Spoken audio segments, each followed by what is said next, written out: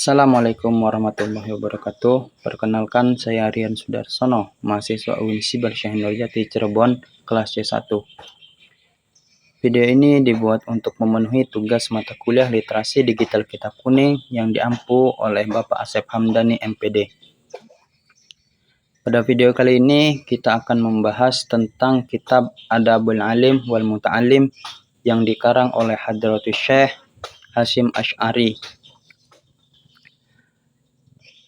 Dan bab yang akan kita bahas yaitu bab tentang akhlak pelajar atau seorang santri pada dirinya sendiri.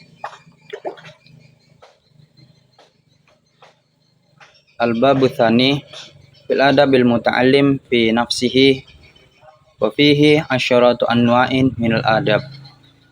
Al-awwalu ayyutahhira qalbahu min kulli khasyin wa danasin wa khillin wa hasadin wa su'i aqidatin wa su'i khulqin liyusliha bidzalika liqabulil ilmi wa hifdhihi wal itla'i ala daqa'iqi ma'anihi wal fahmi lahu wal madhihi.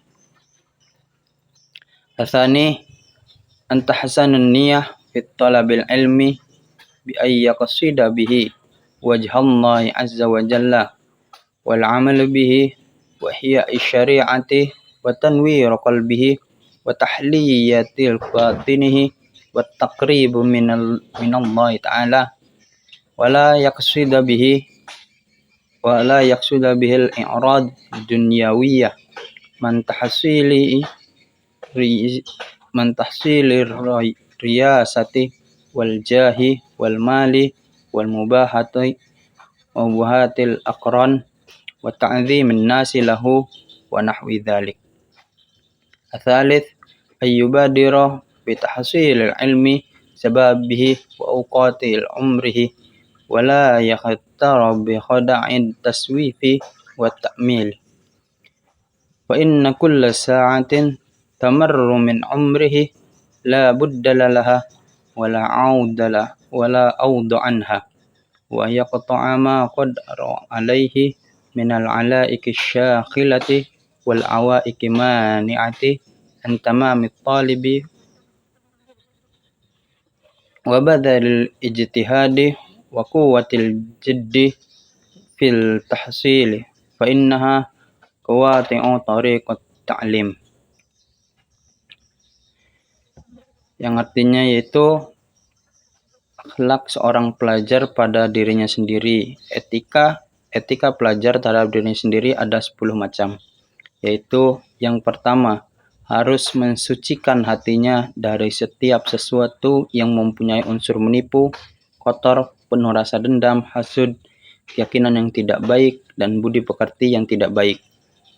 Hal itu dilakukan supaya ia pantas untuk menerima ilmu, menghafalkannya, meninjau kedalaman maknanya, dan memahami makna yang tersirat. Kedua, harus memperbaiki niat dalam mencari ilmu dengan tujuan untuk mencari ridha Allah Subhanahu wa taala serta mampu mengamalkannya, menghidupkan syariat untuk menerangkan hati, menghiasi batin, dan mendekatkan diri kepada Allah Subhanahu wa taala. Tidak bertujuan untuk memperoleh tujuan-tujuan duniawi, misalnya menjadi pimpinan atau jabatan atau harta benda ataupun mengalahkan teman saingan biar dihormati masyarakat dan sebagainya. Tiga, harus berusaha sesegera mungkin memperoleh ilmu di waktu masih belia dan memanfaatkan sisa umurnya. Jangan sampai tertipu dengan menunda-nunda belajar dan terlalu banyak berangan-angan, karena setiap jam akan melewati umurnya yang tidak mungkin diganti ataupun ditukar. Seorang pelajar juga harus memutuskan urusan-urusan yang merepotkan yang mampu ia lakukan, juga perkara-perkara yang bisa menghalangi kesempurnaan mencari ilmu, serta mengerahkan segenap kemampuan dan bersungguh-sungguh menggapai keberhasilan, maka sesungguhnya hal itu akan menjadi pemutus jalan proses.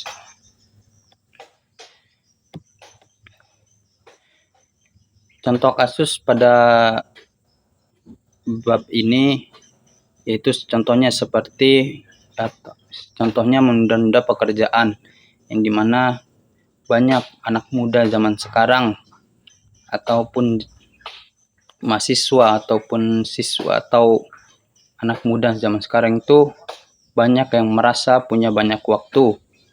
Ketika diberi tugas, dia menunda-nunda. Nah, sehingga sering menunda tugas dengan alasan masih ada waktu besok ataupun besok saja. Nah, penerapannya yaitu penerapan poin kedua dan ketiga itu dengan cara memperbaiki niat dan segera melaksanakannya. Ketika ia mengingat diri sendiri bahwa umur tidak bisa diputar kembali. Ia mengubah niat dari belajar karena takut dimarahi guru menjadi belajar sebagai ibadah. Kemudian ia juga langsung mengerjakan tugas kecil begitu pulang sekolah meskipun hanya 15 menit daripada menunggu sampai malam ketika energi sudah habis.